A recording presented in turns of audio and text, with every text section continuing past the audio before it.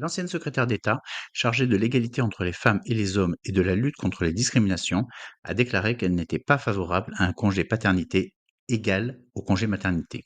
Je suis contre le fait de faire un congé paternité aussi long que le congé maternité. Son premier argument laisse perplexe. C'est la femme qui accouche et pas l'homme. C'est pas la même chose de porter un enfant et de pas le porter, d'accoucher et de ne pas accoucher.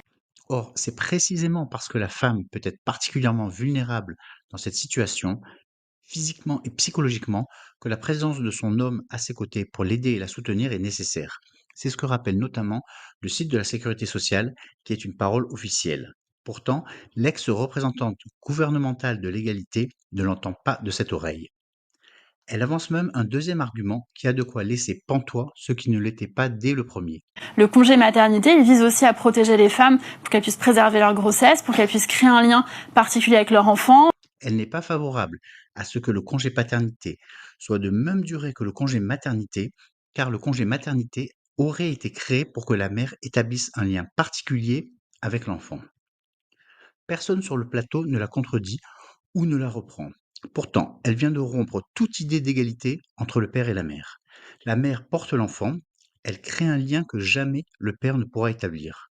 Après la naissance, lorsque le père a enfin une chance d'établir un lien véritable avec son enfant, l'ex-secrétaire d'État à l'égalité l'envoie travailler, afin qu'il ne perturbe pas la consolidation du lien particulier qui doit s'établir entre la mère et son enfant. Cette position est d'autant plus injuste qu'il sera ensuite demandé au père de s'investir autant que la mère auprès de l'enfant. Attention toutefois, cet investissement qui est demandé au père s'arrêtera à la séparation, devant une juge aux affaires familiales qui attribuera très majoritairement la garde à la mère.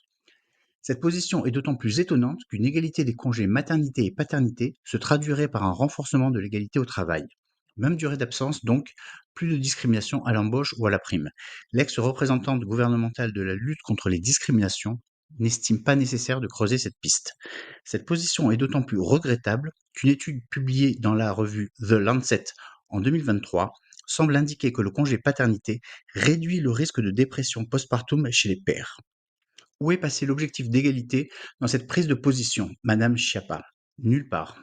Qu'une partie du féminisme ne recherche pas l'égalité mais la seule promotion de la femme n'est pas une surprise.